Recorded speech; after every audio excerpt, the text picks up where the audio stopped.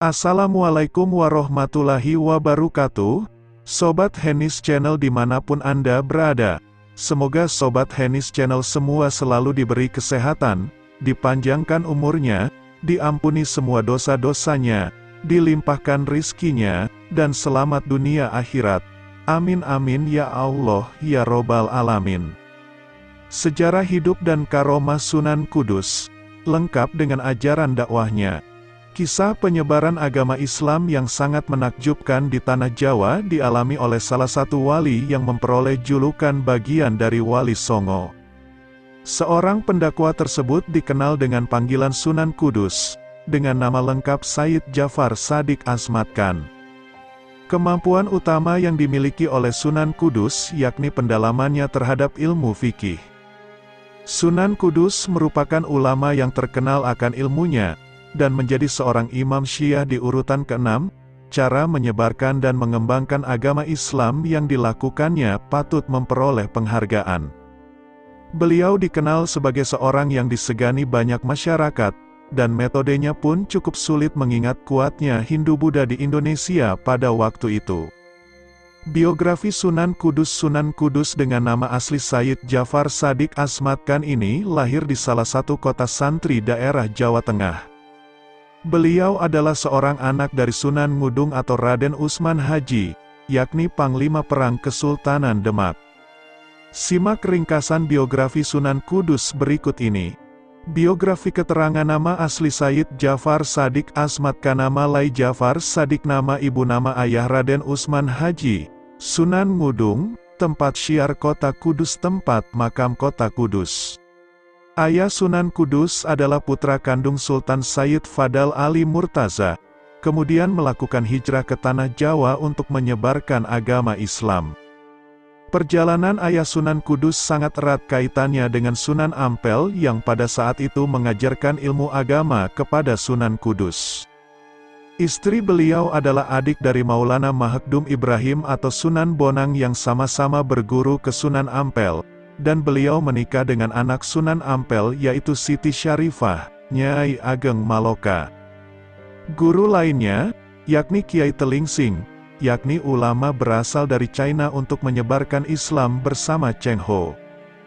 Jafar Shadiq memiliki kecerdasan luar biasa sehingga menduduki posisi bagus di Kesultanan Demak, antara lain, yakni penasihat khalifah, kadi, panglima perang, mufti, imam besar, mursyid tarekat. Sunan Kudus juga berguru bersama Sunan Muria kepada Sunan Ngerang, Ki Ageng Ngerang, yaitu kakek dari Ki Ageng Mertani sebagai pemikir utama terbentuknya Mataram. Perjalanan dakwah Sunan Kudus Jafar Shadiq atau Sunan Kudus memiliki ayah yang saat itu menjadi Senopati Demak, dan menjadi pemimpin untuk melawan pasukan dari Kerajaan Majapahit. Beliau telah gugur saat melawan Adipati Terung yang kemudian memeluk Islam dan mengubah namanya menjadi Hussein. Ayahnya pun telah melakukan perjalanan dakwah yang panjang di daerah Kudus serta sekitarnya. Cara penyampaian dan penyebaran agama Islam oleh ayah dan anak ini sama-sama dengan metode yang baik, halus, tidak memaksa sehingga banyak masyarakat yang berhasil memeluk Islam. Sunan Kudus dikenal sebagai wali dan pendakwah yang senang mengembara hingga ke Makkah saat menunaikan ibadah haji. Perjalanan dakwah Sunan Kudus tergolong sebagai usaha yang cukup keras dan amat sangat sulit, karena mengingat kuatnya keyakinan masyarakat Jawa terhadap ajaran Hindu-Buddha. Salah satu cara yang dilaluinya yakni melakukan kulturasi budaya Hindu-Buddha dengan nilai-nilai Islam. Sejarah ini perlu diketahui oleh masyarakat luas karena dakwah yang dilakukan Sunan Kudus merupakan awal mula dari pembentukan toleransi Islam di Nusantara, khususnya Tanah Jawa. Filosofi kehidupan yang diajarkan Sunan Kudus perjalanan dakwah Jafar Shadiq pada waktu itu tergolong amat susah karena berhadapan secara langsung dengan kuatnya ajaran Hindu-Buddha yang dianut oleh masyarakat Nusantara. Meskipun ajaran yang dianutnya semula adalah Syiah, beliau mampu memberikan syiar dengan metode yang baik melalui akulturasi budaya. Cara ini satu-satunya jalan agar masyarakat bisa memeluk agama Islam pada waktu itu. Sunan Kudus memberitahukan kepada mereka bahwa Islam memiliki sikap toleransi yang tinggi, termasuk pada penganut agama Hindu. Cara Sunan Kudus untuk meyakinkan dan mendekati masyarakat Hindu amatlah sulit. Beliau berusaha melakukan akulturasi budaya, salah satunya dengan membangun masjid yang berbentuk hampir mirip dengan candi Hindu. Sementara dakwah lain yang dilakukan kepada para pemeluk agama Buddha hampir sama dengan pendekatannya terhadap para pemeluk agama Hindu. Sunan Kudus membangun sebuah tempat yang digunakan untuk berwudu berupa 8 titik pancuran. Setiap sumber pancuran bahkan dipasang arca kebo Gumarang yang sangat dihormati dalam agama Buddha. Para pemeluknya pun merasa penasaran dan mulai memasuki area masjid.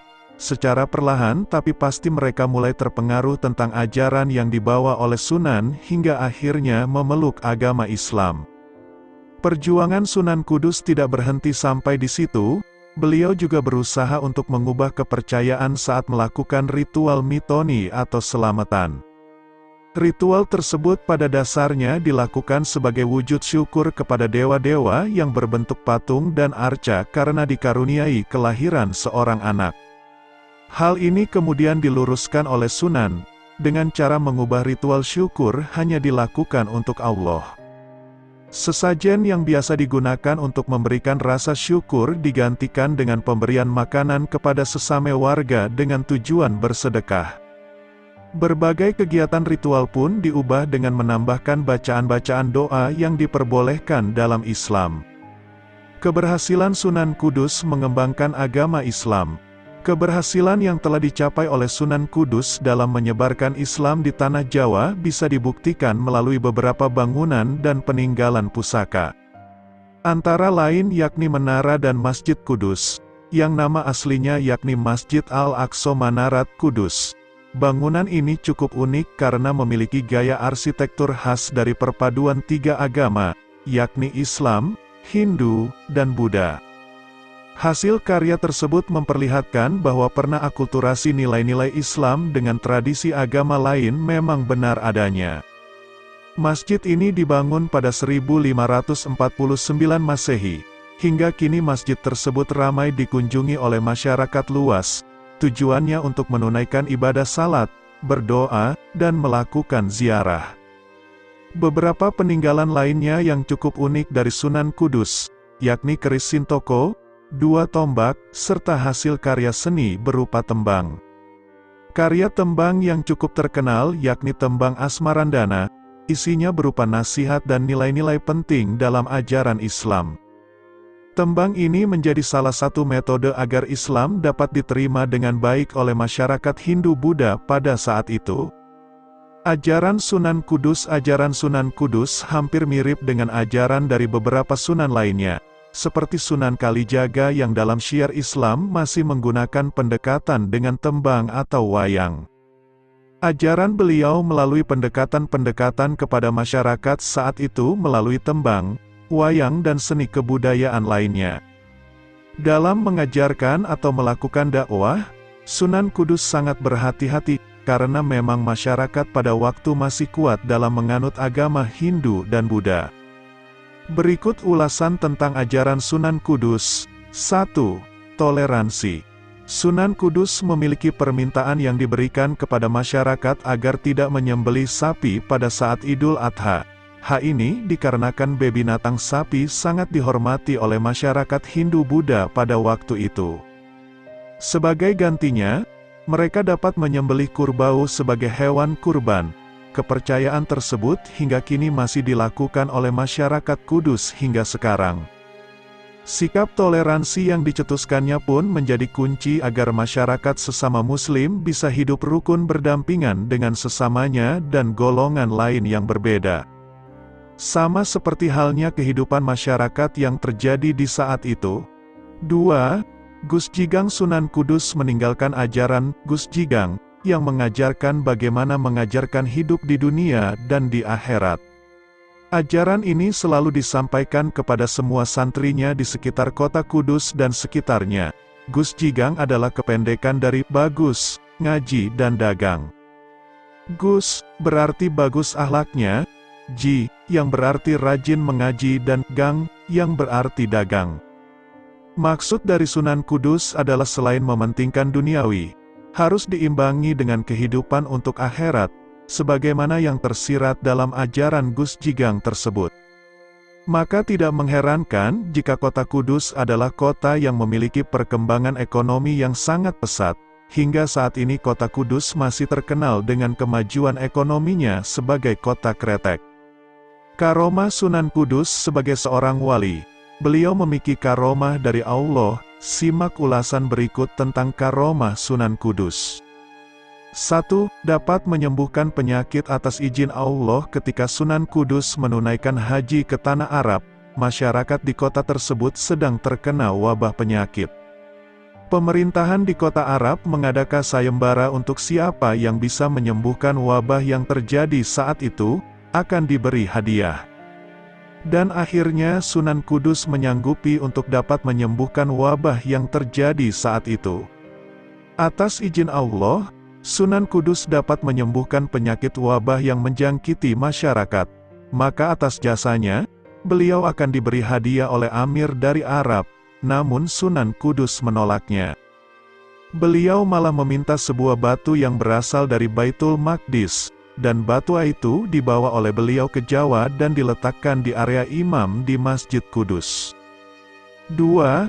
Dibantu tikus dan tawon saat perang waktu beliau menjadi senopati kerajaan Demak, wilayah kerajaan semakin meluas hingga ke Madura dan wilayah barat sampai Cirebon. Keahlian strategi perang Beluai ditambah dengan kesaktian Beluai yang tinggi membuat beliau menjadi senopati yang disegani. Beliau memiliki semacam rompi, bodong, yang dipakai jika sedang berperang, dan dari baju rompi tersebut, keluar banyak tikus yang ikut membantu perang melawan pasukan Majapahit. Tikus-tikus itu sangat kuat dan sakti, jika dipukul atau ditikam, bukan malah mati, tetapi malah menjadi besar dan semakin ganas menyerang musuh. Hal ini membuat pasukan Majapahit lari tunggang langgang. Sunan Kudus juga memiliki sebuah peti yang kalau dibuka akan mengeluarkan berjuta-juta lebah. Ketika perang, banyak pasukan Majapahit yang mati karena sengatan lebah tersebut. Ini pernah terjadi ketika beliau perang melawan pasukan Majapahit yang dipimpin oleh Adipati Terung. Akhirnya Adipati Terung menyerah kalah kepada Jafar Shadiq. 3. Beradu kesaktian dengan Ki Ageng Kedu. Kisah Ki Ageng Kedu ini hampir mirip dengan kisah Brahmana dari India yang ingin adu kesaktian kepada Sunan Bonang. Juga kisah Begawan Minto Semeru yang beradu kesaktian dengan Sunan Giri. Ki Ageng Kedu ini ingin beradu kesaktian dengan Sunan Kudus dengan pergi mengendarai tampah terbang miliknya agar segera sampai di Kudus. Sesampai di Kudus, ia tetap berada di tampah terbangnya dan berkoar-koar untuk mengadu kesaktian dengan Sang Sunan.